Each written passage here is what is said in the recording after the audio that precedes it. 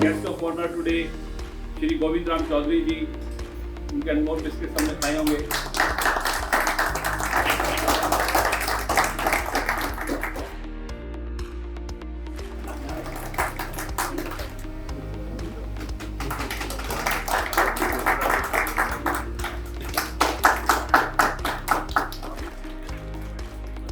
These last 100 years.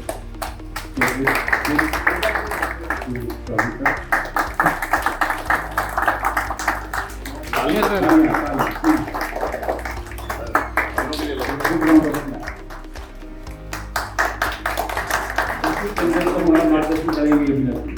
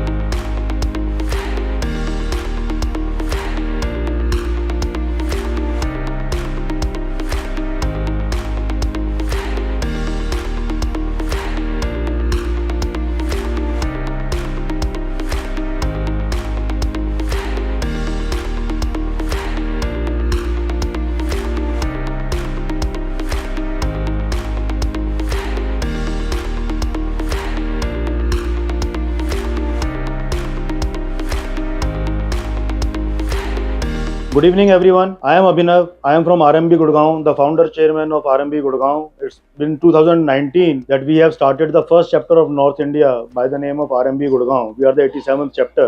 Here I am representing my company AV Retail Private Limited, which is a part of corporate gifting domain. So basically AV Retail has been started in 2014 with a vision of bringing Indian handicrafts to the corporate world. And gradually we increase our portfolio besides the Indian handicrafts and added all the multiple verticals related to corporate gifting. So basically हम सब यहाँ पर business कर रहे हैं और business में एक बहुत इंपॉर्टेंट चीज होती है building relationships with your clients, with your employees, with your prospects. अगर आप रिलेशनशिप बिल्ड नहीं करेंगे तो आप लॉन्ग टर्म तक बिजनेस को रिटेन नहीं कर सकते। और जब भी हम किसी से मिलना चाहते हैं तो हम कोशिश करते हैं कि हम उसको कुछ एक मोमेंटो दें ताकि वो हमें याद रखे और हम अपनी सर्विसेज से उसको रिटेन करें। तो दोनों चीज़ें हैंड इन हैंड चलती हैं, services plus gifting. Secondly, gifting अपने आप में एक 3 लाख करोड़ की मार्केट है इंडिया में। हम सिर्फ दिवाली के बारे में सोचते हैं कि हम दिवाली पर गिफ्टिंग कर रहे हैं, बट ऐसा नहीं है कि हम सिर्फ दिवाली पर गिफ्टिंग कर रहे हैं। दिवाली से अलग हमारे पास बहुत तरह की गिफ्टिंग्स होती हैं जहाँ पर हम ग्रेटिट्यूड एक्सप्रेस करते हैं दूसरों को। हम corporate gifts, trade schemes, reward programmes, gift vouchers and luxury gifts, ये सारी चीजें प्रोवाइड करते हैं कॉर्पोरेट्स के लिए। Specifically for corporates, individuals, B2C हम बिल्कुल भी नहीं करते हैं। तो आपके डेस्कटॉप आइटम्स आ गए, novelties, gift sets, so bank vouchers, IT accessories, each and everything whatever you think that you want to gift to someone, we can procure for you. जैसे अनिल सेठी जी किसी को प्रॉपर्टी गिफ्ट कर देते हैं तो हम प्रॉपर्टी भी उनके लिए अरेंज करके देते हैं, ठीक है ना। जितना बड़ा आदमी है उतना बड़ा गिफ्ट जाता है। We are partnered with MMTC Kalyan Jewellers for gold and silver also. We do Honda as a two-wheelers, Hero bikes as a gifting trade schemes, Royal Enfield as a bikes. We deliver Royal Enfield pan India कहीं पर भी 48 hours। जहाँ पर आप लोगों को booking नहीं मिलती है, कॉर्पोरेट में they have a TAT kit 48 hours में आपको डिलीवरी इंश्योर की जाएगी। So गिफ्टिंग हम किनको कर सकते हैं? Employees, clients, dealer distributors, prospective clients, business partners, event participants, CSR and NGO and customers हमारे।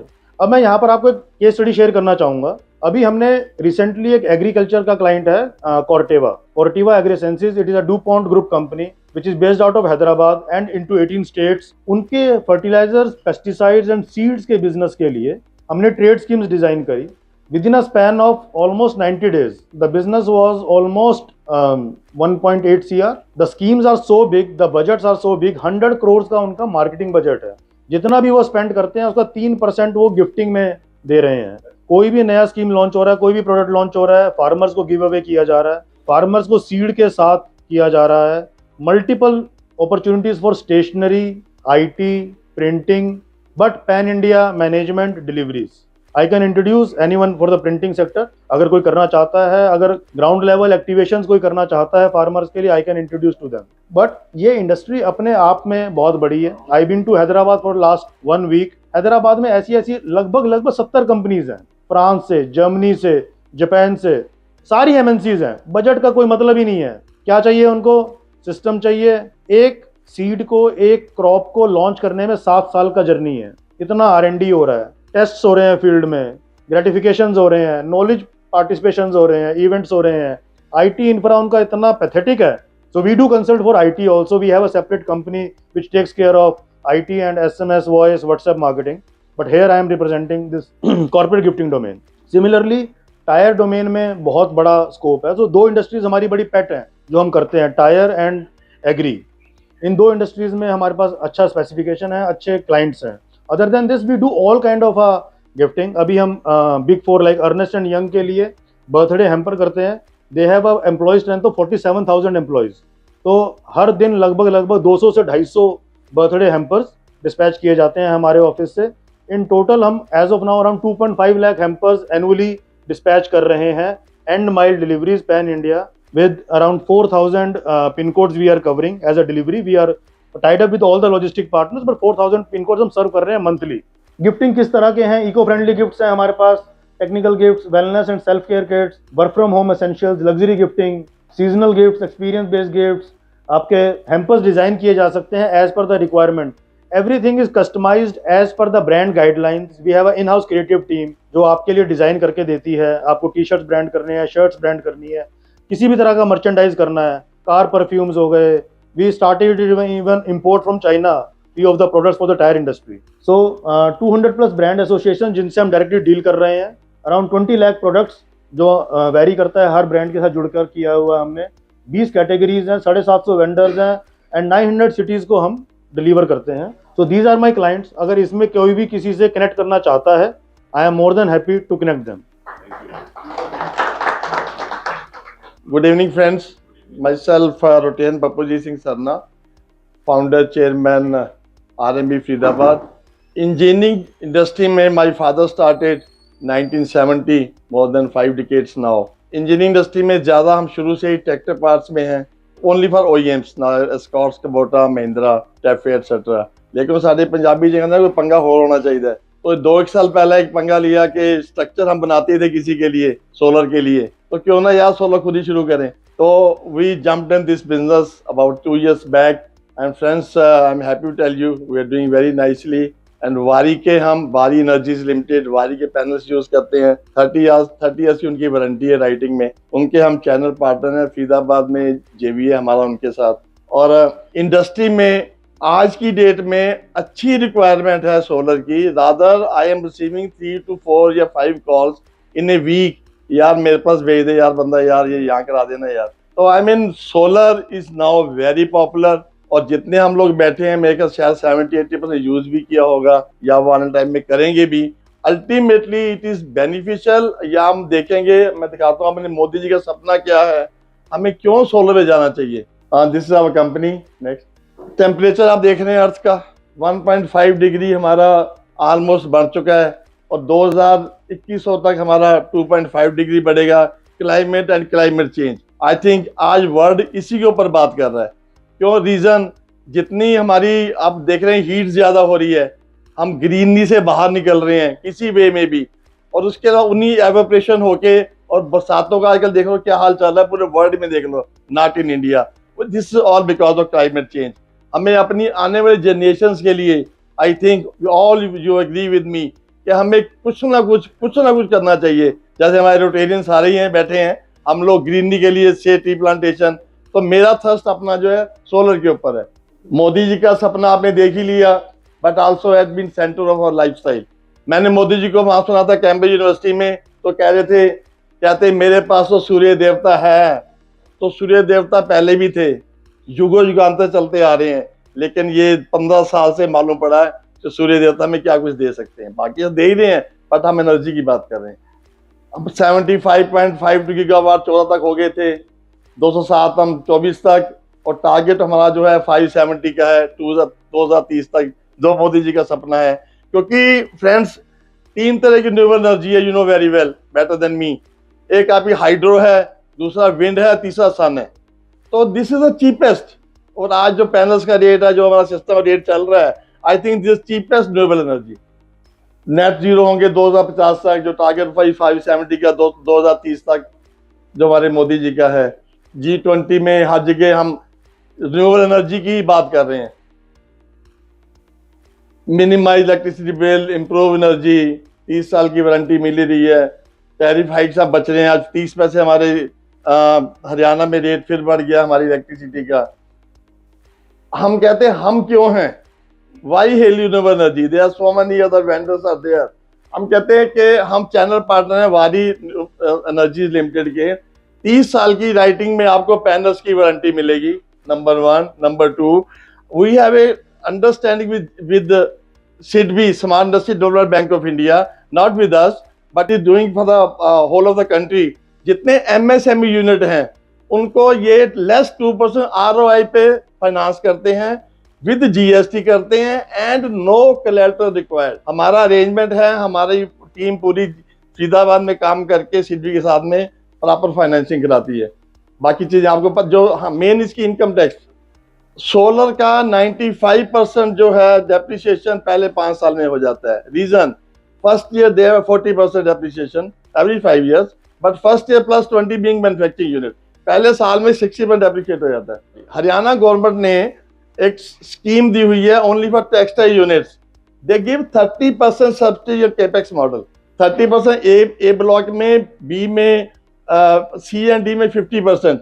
तो ये बिगेस्ट सब्सिडी है टेक्सटाइल यूनिट कोई हो किसी के हरियाणा में, you must avail this subsidy. SIDBI से हम फाइनेंस कराते हैं, विद GST SIDBI फाइनेंस करता है। नेक्स्ट, ये हमारी सेविंग्स है 5 साल की। पहले साल में इतने यूनिट्स बने, 8.5 रुपए में थंब रूल लिया है। मान लो हमारी इन्वेस्टमेंट 44 लाख की है, 36 लाख प्लस जो SIDBI का लोन है 5 साल का 7% पे, तो 44 लाख इन्वेस्टमेंट भी जी लगा के इंटरेस्ट 60 लाख की हमें बिजली मिल रही है। इनकम टैक्स की डेप्रिसिएशन मैं बता ही रहा था आपको, 36 लाख पे 40%, 20%। नेट सेविंग इनकम टैक्स की आपको 10 लाख है 36 लाख के ऊपर, और ओवरऑल 5 साल के अंदर 95% डेप्रिसिएशन के साथ। ये हमें SIDBI लोन फाइनेंस करता है विद GST, हमें 14% GST मिल जाता है, लेकिन 25% हमारे से FDR मांगता है, FDR पर भी इंटरेस्ट दे रहा है। These are the benefits. ये हमारे 5 साल लेखा जो है 36 लाख मैंने इन्वेस्ट किए, 5 साल का इंटरेस्ट दिया, 44 लाख की हमारी इन्वेस्टमेंट है, 60 लाख से बिजली प्रोड्यूस की हमने, income saving, this is interest from SIDBI। तो 5 साल में हमने देखा जाए तो हमने 31 लाख पे बचाए हैं, कमाए हैं अपना लोन वापस देने के बाद। और उसके बाद मेरे हिसाब से 35 महीने में इसकी कीमत निकल आती है। एंड ऑफ द डे ये हमारा 6 से 11 अप टू 30 ईयर्स लोन लिया विद इंटरेस्ट, वापस SIDBI करने के बाद हम आप 30 साल में 3 करोड़ 16 लाख कमा रहे हैं, जो हमारे इन्वेस्टमेंट की थी। Thank you very much. Go green, go solar. कोई गुरुद्वारा, कोई मंदिर, कहीं आप सोलर लगवाना चाहोगे, मैं ऑलरेडी 2 प्रोजेक्ट कर चुका हूँ, मेरी कंपनी 1 रुपये प्रॉफिट नहीं लेगी। Thank you. Good afternoon friends, thank you everybody. मैं समझता हूँ मेरे से भी सीनियर लोग काफ़ी बैठे हुए हैं, तो मैं ट्राई करूँगा अपनी बात को संक्षेप में रखने के लिए, जो सब्जेक्ट मुझे दिया गया है बता पाऊँ आपको। तो सप्लाई चेन किस लिए ज़रूरी है, कैसे सप्लाई चेन को एफिशिएंट बनाया जाता है एफिशिएंसी में, इस सब्जेक्ट पे मैं बोलना चाहूँगा। तो सप्लाई चेन क्यों ज़रूरी है? To control the working capital, हम कस्टमर को अच्छे से सर्व कर पाएँ, एंड बिजनेस को ग्रो करना। दोनों चीज़ होगी तो बिजनेस अच्छा ग्रो करेगा। इसको हम लोग इस तरह से मानते हैं कि सप्लाई चेन उस कंपनी की अच्छी है जो अपने कस्टमर को ये प्रॉमिस दे सकता है, जो चाहोगे, जब चाहोगे, जितना चाहोगे उतना ही मिलेगा आपको। यदि इस कमिटमेंट पे हम 95% अचीव कर लेते हैं तो मेरा मानना है उसकी सप्लाई चेन बहुत अच्छी है उस कंपनी की। हमारे FMCG में बहुत चैलेंजेस आता है, जो चाहोगे जब चाहोगे नहीं दे पाते हम लोगों को क्यों फोकस करना पड़ता है सप्लाई चेन में? यदि लार्ज नंबर ऑफ SKU है, अब जिस इंडस्ट्री में बहुत कम SKU है, 3 SKU 4 SKU, उनका काम सिंपल बिना सप्लाई चेन के चल जाता है, वो मैनुअली कर लेते हैं, जो ट्रेडिशनल करते थे, फादर ने जो सिखाया होगा उसको हम करते थे, आराम से हो जाता था। बट जब लार्ज नंबर ऑफ SKU आने लगे मार्केट की रिक्वायरमेंट के हिसाब से, अब हमें सप्लाई चेन के ऊपर ज़्यादा जाना पड़ता है। या डिमांड इरेटिक है आपकी कि हर बार सेम ऑर्डर नहीं आ रहे मार्केट से, या सीजनल वेरिएंस है आपके प्रोडक्ट में, तो सप्लाई चेन की बहुत ज़रूरत पड़ती है उसमें। फियर ऑफ डेड स्टॉक, यदि डेड स्टॉक ज़्यादा जा रहा है आपका किसी भी कारण से, आपने नंबर ऑफ SKU बहुत ज़्यादा बना लिए हैं, मतलब ऐसे ऐसे बना लिए जो कछुए की तरह भी नहीं चल पाते हैं, तो वहाँ भी डेड स्टॉक बढ़ने के कारण सप्लाई चेन पर फोकस करना पड़ता है हमें। और यदि आपका प्रोडक्ट लो सेल्फ लाइफ है तो वहाँ भी सप्लाई चेन का बहुत इंपॉर्टेंट है। तब मैं आपको ये बताना चाहूँगा कि हमने FMCG में इस सप्लाई चेन को अपने बिजनेस में कैसे इम्प्रूव किया, या एक अच्छे नंबर जिसको हम 95% बोलते हैं वहाँ तक अचीव किया। तो मैं अपनी जर्नी बताना चाहूँगा, उसमें से आप सभी लोग जो देख लीजिएगा, जो उसमें से अच्छी चीज़ लगी वो आप रख लीजिएगा, और जो ऑलरेडी आप जानते हैं तो ठीक है, वो बहुत अच्छी चीज़ है इसमें। ये सप्लाई चेन की जर्नी मैंने सीखी थी करीब 9 साल पहले। एक बहुत ही अच्छा बिजनेस का कोर्स मैंने किया था, और उसमें सप्लाई चेन का काफ़ी अच्छा सब्जेक्ट था, और इसमें हमें कुछ वीडियोस भी दिखाए गए थे। और ये वीडियो थ्योरी ऑफ कांस्टेंट के ऊपर में है। मेरे ख्याल TOC के बारे में बहुत लोग जानते होंगे यहाँ पे। एली गोल्डरेट जो इजरायली थे, एक US में उन्होंने काफ़ी काम किया था इसके ऊपर में, उसी के थ्योरी के ऊपर भी हमने काम किया और मुझे सक्सेस मिली। और हमारे नंबर ऑफ SKU करीब 100 के आसपास होते हैं, और इसमें यदि उन प्रोडक्ट की हम स्पीड देखते हैं तो कछुआ भी है हमारे पास में, और एलिफेंट भी है, और हमारे पास चीता भी है। इस तरह के हमारे सप्लाई चेन चलते हैं इसमें। तो हमें जो उस वीडियो से और उस टीचिंग से मालूम पड़ा, सबसे पहले तो आप अपने सप्लाई चेन को इम्प्रूव करना है, प्रोडक्शन प्लानिंग कंट्रोल का एक पर्सन होना चाहिए सेपरेट, जो हम उन दिनों नहीं रखते थे। हमें लगता था कि जो प्रोडक्शन वाला वही सब काम कर लेगा, और हमें लगता था कि प्रोडक्शन डिपार्टमेंट या प्रोडक्शन मैनेजर मतलब वो सब काम कर लेगा। बाद में यहाँ बताया गया कि नहीं, उसका काम प्रोडक्शन करना है, प्लानिंग करना नहीं है। तो आपको प्लानिंग के लिए एक आदमी रखना पड़ेगा जो कस्टमर और प्रोडक्शन के बीच का ब्रिज बनेगा। तो हमने सबसे पहले उस व्यक्ति को रखा, उससे हमें काफ़ी इंप्रूवमेंट मिला। फिर हमने प्रोडक्ट को 3 कैटेगरी में डिवाइड किया, जिसको मैं हिंदी में बताता हूँ, कछुआ, एलिफेंट और चीता, कि कौन से प्रोडक्ट की क्या स्पीड से चल रहा है। तो ऐसा देखा गया कि हमारे यदि 100 SKU हैं तो चीता में करीब 10 ही आते थे, एलिफेंट में करीब 30 या 40 आते थे, ज़्यादातर कछुआ में थे। अब मज़े की बात, जो कछुआ होते थे, जो स्लो मूविंग होते थे, उनका टोटल वॉल्यूम बिजनेस में 10% भी नहीं था, और हम उसी को लेके परेशान रहते थे कि ये माल नहीं मिला। सेल्स वाले भी क्या करते थे, कछुआ नहीं मिला उसकी भी कंप्लेंट लगा देते थे। हम बोलते तुम्हारा बिजनेस नहीं है कछुए का, तो क्यों दिमाग लगाते हो। बट उनको माल बेचना नहीं था, खाली कंप्लेंट लगानी थी। तो जब हमने 3 कैटेगरी में बांटा ना, तो उनको भी समझ में आ गया कि अब यहाँ पढ़ाया नहीं जा सकता है, अब काम करना पड़ेगा। तो 2 बेनिफिट वहाँ मिला, पहले प्रोडक्शन प्लानिंग कंट्रोल, फिर बाद में कैटेगरी हमने अलग अलग डिफाइन की। अब हमने ये देखा कि हमारे पहले फैक्ट्री में कुछ जगह थी जहाँ हम अपना फ्रिज गुड रख देते थे, फैक्ट्री कंपाउंड में भी। बट यहाँ जो थ्योरी ऑफ कांस्टेंट में बताया गया कि आपकी factory and factory warehouse अलग अलग होना चाहिए। हाँ, वो दोनों साथ साथ ही होनी चाहिए, ऐसा नहीं कि आपको गाड़ी से माल शिफ्ट करना पड़ेगा। जो फैक्ट्री वेयर हाउस होगा उसमें प्रोडक्शन नहीं होगी एकदम, और प्रोडक्शन में प्रोडक्शन होगी, वहाँ वेयर हाउस नहीं होगा। तो शुरू में लगा इतना खर्चा क्यों करेंगे, वहीं तो रख के काम चल रहा है। और हमारी ये फैक्ट्री जो ग्रेटर नोएडा वाली है, जिसको मैं ज़्यादा डायरेक्टली देखता हूँ, 25 साल से है, तो समझ लीजिए ना 2015 तक हम परेशान रहते थे, हमारी सप्लाई चेन 80% से ऊपर कभी नहीं जाती। फिर हमने फैक्ट्री वेयर हाउस के बारे में समझा, जगह ऑलरेडी थी हमारे पास, तो हमने बना ली फिर उसको। और फैक्ट्री वेयर हाउस बनने से ही हमारा जो 80% वाला नंबर था वो 85-87% अपने आप आ गया। तो फैक्ट्री वेयर हाउस बनानी बहुत ज़रूरी है उसमें। अब हम आते हैं अपने डिस्ट्रीब्यूटर को हम किस तरह से माल सप्लाई करें। तो हमारे बिजनेस में एक सुपर स्टॉकिस्ट मॉडल होता है कि फैक्ट्री या कंपनी और डिस्ट्रीब्यूटर के बीच में एक सुपर स्टॉकिस्ट होता है, तो उसको आप रीजनल वेयर हाउस भी बोल सकते हैं टेक्निकल लैंग्वेज में। उस मॉडल पे उन्होंने हमें बहुत कुछ सिखाया, जो एली गोल्डरेट के TOC कॉन्सेप्ट में। उनका कहने का मतलब है कि जो आपके रीजनल वेयर हाउसेस है या सुपर स्टॉकिस्ट है, वो इतने दूर पे होने चाहिए जहाँ से डिस्ट्रीब्यूटर को सप्लाई विदिन 12 आवर्स में हो जानी चाहिए। तो आप उस हिसाब से रीजनल वेयर हाउस को आप सेटअप करिए इसको। तो वो ऑलरेडी हमारे थे, बट उतने मैंने प्रोफाउंडली नहीं थे कि हम 12 घंटे में सर्विस दे देंगे उसको ऑर्डर आने के बाद में।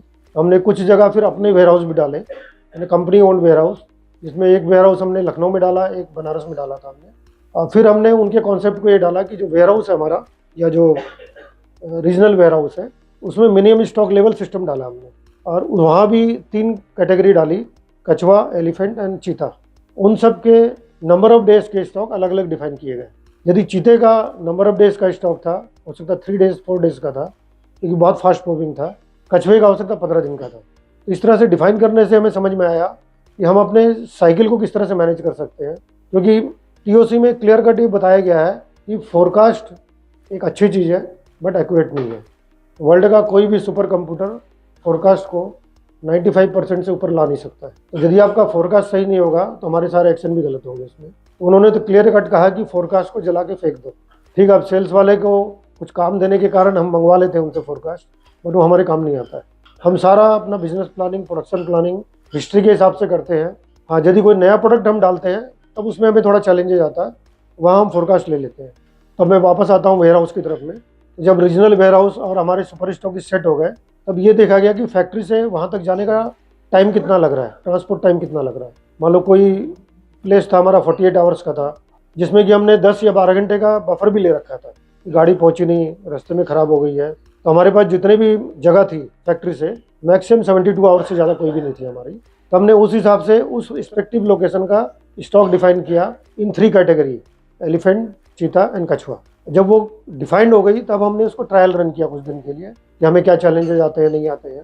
ये हमारे लिए कॉन्सेप्ट नया था, बट मैं पूरा कन्विंस था कि इससे रिजल्ट जरूर आएगा। इस चीज़ को पाने के लिए हम पिछले 15 साल से दिमाग लगा रहे हैं, हमें सक्सेस नहीं मिला। मैंने और भी बहुत सारे कोर्स सप्लाई चेन के किए, कई कंसल्टेंट को भी डाला कि हमारी सप्लाई चेन तो ठीक करवा दो, बट जो टीओसी के कॉन्सेप्ट में मुझे मिला, जिसने मुझे ये समझा दिया कि फोरकास्ट को गोली मारो। ये तो मैं फोरकास्ट के पीछे पड़ा था, सेल्समैन की वाट लगी रहती थी। इस बार मीटिंग में आएंगे तो फोरकास्ट मांगेंगे, साथ में दिखाएंगे, देखो पिछले बार तुमने फोरकास्ट दिया था 70% भी नहीं चला, 60% भी नहीं चला, उसके लिए गाली खानी पड़ेगी। प्लस फोरकास्ट बनाने के लिए सेल्स टीम को 2-2 दिन या पूरा दिन लगाना पड़ता था कि बॉस तो मीटिंग में फोरकास्ट मांगेंगे हमसे, मेरे को टीम से फोरकास्ट लेनी है, डिस्ट्रीब्यूटर से लेनी है। मैंने सबके ऊपर डंडा चल रहा है कि फोरकास्ट दे दो, फोरकास्ट दे दो, फोरकास्ट दे दो, और ऐसी चीज़ की हम डिमांड कर रहे हैं जिसका कोई फ़ायदा नहीं है। तो वो फिर जब टीओसी के कॉन्सेप्ट से हमने ट्रांसपोर्टेशन टाइम मैनेज किया। अब इसमें एक चैलेंज और भी आया हमारे साथ में कि मान लो ट्रांसपोर्टेशन टाइम 72 आवर्स का है और हमारे पास ऑर्डर आता है। ऑर्डर को हम डिस्पैच करने के लिए जब ट्रक ट्रांसपोर्टर से मंगवाते हैं तो गाड़ियाँ फेल हो जाती है। हमारे बनारस में यदि महीने में 100 ट्रक जा रहे थे तो कम से कम 10 ट्रक फेल हो रहे थे, तो 10% फेलियर रेट, और हमें चाहिए था 2% फेलियर रेट। तो हमने ट्रांसपोर्टर से बात की, उनकी मीटिंग की, तो फिर एक ट्रांसपोर्टर ने कहा कि सर आप जो रोज़ का रेट लेते हो ना, हमारे लॉजिस्टिक में हम डेली का प्राइस लेते हैं। बोला आप एक लोकेशन में मेरे कहने से महीने का प्राइस कर लो आप उसको। तो हमने उसके कहने से किया तो हमारा फेलियर 10% से 2% में आ गया। क्योंकि यहाँ यदि हम फेलियर होते हैं ना, तो हमने जो मापदंड बना रखा है एकदम टाइट बना रखा है कि 48 आवर्स में गाड़ी पहुँचेगी, वहाँ स्टॉक इतना रहेगा, वहाँ स्टॉक का मूवमेंट इतना हिसाब से होता है, चीता का ऐसा होता है, एलिफेंट का ऐसा होता है। तो वो हमने जो ट्रांसपोर्ट का फेलियर को कंट्रोल किया तो वो भी हमें काफ़ी हेल्प किया। इस सप्लाई चेन के सिस्टम को जो टीओसी के कॉन्सेप्ट में हमने डाला, तो हम जो 85% में थे और जो हमारे डिस्ट्रीब्यूटर हमेशा कंप्लेन करते थे कि सर जब आपसे प्रोडक्ट मांगते तो देते नहीं है और आप बोलते सेल बढ़ा लो। हम सेल्स वाले को बोलते हैं टारगेट पूरे नहीं हुए भाई तुम्हारे, तो सर वो तो आपने प्रोडक्ट दिया नहीं, मैंने तो ऑर्डर लगाया था, मेरा ये ऑर्डर तो 4 दिन बाद मिला जी, मुझे सेम डे मिला ही नहीं। जो मैंने आपको शुरू में 12 घंटे वाली बात की थी, हमारा कमिटमेंट है डिस्ट्रीब्यूटर को कि आपको 12 घंटे में माल मिलेगा जब आप ऑर्डर दे दोगे या जब पैसा हमें दे दोगे। हमारे बिजनेस में पैसा पहले आता है फिर माल जाता है। उनका एडवांस आने के बाद फिर हम 12 घंटे का कमिटमेंट हमारा होता है। तो जब हमने टीओसी का कॉन्सेप्ट लगाया तो 12 घंटे भी हमारे पूरे मिल रहे हैं और प्रोडक्ट भी 95% से ऊपर अचीव हो रहा है। खाली जो हमारे सुपर स्टॉकिस्ट होते हैं, जहाँ पे जिसको हम रीजनल वेयर हाउस बोलते हैं, उनको फैक्ट्री से माल जाने का 24 घंटे का टाइम है हमारा, और जो सुपर स्टॉकिस्ट थोड़े डिस्टेंस पे है उनको हम उस हिसाब से 48 घंटे या 72 आवर्स का टाइम दे रखा है। उनको प्लानिंग भी ऐसे ही बता रखा है हमने कि आपको ये स्टॉक इस तरह से मैनेज करने हैं क्योंकि आपका ट्रांजिट टाइम 72 आवर्स का है। तो ये जो कॉन्सेप्ट है, जो टीओसी का कॉन्सेप्ट मैं समझता हूँ जो मैं बता पाया हूँ, बहुत सिंपल लग रहा होगा आपको, और मेरा मानना है कि यदि हम समझ लेंगे करेंगे ना, करने में भी सिंपल है। इसमें कोई कंप्यूटर का यूज़ नहीं है, टेक्नोलॉजी का यूज़ नहीं है, बिजनेस प्रोसेस समझना है, बिजनेस की नीड क्या है, आप कितनी कैटेगरी में डिवाइड कर सकते हैं उसको, कितने नंबर ऑफ एसक्यूज है आपके, कस्टमर का रेंज कितनी दूर है कि आप मान लो 500 किलोमीटर तक बिजनेस कर रहे हैं या 1000 तक कर रहे हैं, आपको उस हिसाब से सारा डिजाइन करना पड़ेगा। इनके कॉन्सेप्ट में एक अच्छी चीज़ और भी आती है जिसमें सप्लाई चेन में एक हम कस्टमर को फिनिश गुड्स पहुंचाना है वो तो है, साथ साथ मेरे को अपने रॉ मटेरियल का स्टॉक भी मैनेज करना है, वर्क इन प्रोग्रेस भी मैनेज करना है। तो इन लोग के सिस्टम में कलर कोडिंग सिस्टम है। तो आपके पास जितने भी स्टॉक है, चाहे फिनिश गुड्स के हैं, रॉ मटेरियल के हैं, आप उसको कलर कोड में डाल दीजिए। अब कलर कोड जनरली हम लोग टेक्निकल वर्ड पहले सुनते थे कि रीऑर्डर लेवल, और मैंने एकदम माल खत्म हो गया उसका एक लेवल बना लिया हमने, ऑप्टिमम लेवल, ऐसे करके हमने 5 लेवल डिफाइन किए और उसका कलर कोड कर दिया हमने। अब जो लड़का वो देख रहा है उस सिस्टम को, सप्लाई चेन को मैनेज कर रहा है, या तो मेरे पास यदि 50 रॉ मटेरियल है, वो डेली बैठ के एक रॉ मटेरियल को देखेगा, चमेनियम लेवल से मैच कर रहा है कि नहीं, मैच कर रहा है कि नहीं, पता नहीं, उसका दिमाग खराब हो जाएगा। कलर कोड से उसने सीधा देखा कि मेरे को येलो कलर पे काम करना है, जो मेरा रीऑर्डर लेवल होता है, या मेरा एकदम माल खत्म होने वाला लेवल हो गया, तो बस वो 4 देखेगा, अच्छा येलो में 4 आ रहा ना, 4 का स्टेटस देख लेगा कि माल सप्लायर के यहाँ से निकल चुका है, 2 घंटे में पहुँच रहा है, 1 दिन में पहुँच रहा है। यदि उसको कुछ चैलेंजेस लग रहा होगा कि ये लगता माल पहुँचेगा नहीं, तो उसी समय फिर प्रोडक्शन प्लानिंग को चेंज कर देता है। ये बेसिक कॉन्सेप्ट जो मैंने इम्प्लीमेंट किया है और मुझे बहुत सक्सेस लगा, और मैं समझता हूँ कि FMCG में चाहे फूड हो चाहे नॉन फूड है, इसमें ये कॉन्सेप्ट हर किसी को काम आएगा। That's all from my side, thank you.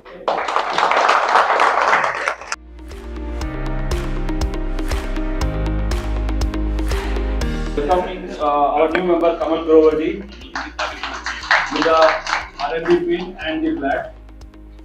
And we had a lovely presentation by Abhinav ji on gifting, and a beautiful presentation by Papu ji on solar energy, which was both commercial and nation building. And then we had the fortune of hearing Chaudhary Sahab, who is I think yours is one of the biggest companies in biscuits and cookies in India with about 2,000 crores turnover. Is that right, sir?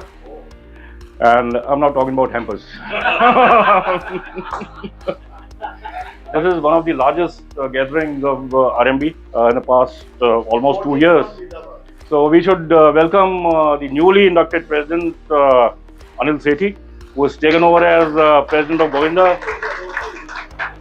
and Sukral, who has taken over as one of the best clubs of the district, Janak. And we would also like to thank District Governor Ravi Bhugnani, who has made RMB a vertical of district focus areas, and he has formed a committee with Abhinav as the chairman. So let's clap for him also. Anil Sethi ji also member, I am also a member there. So thank you very much, all of you. Thank you.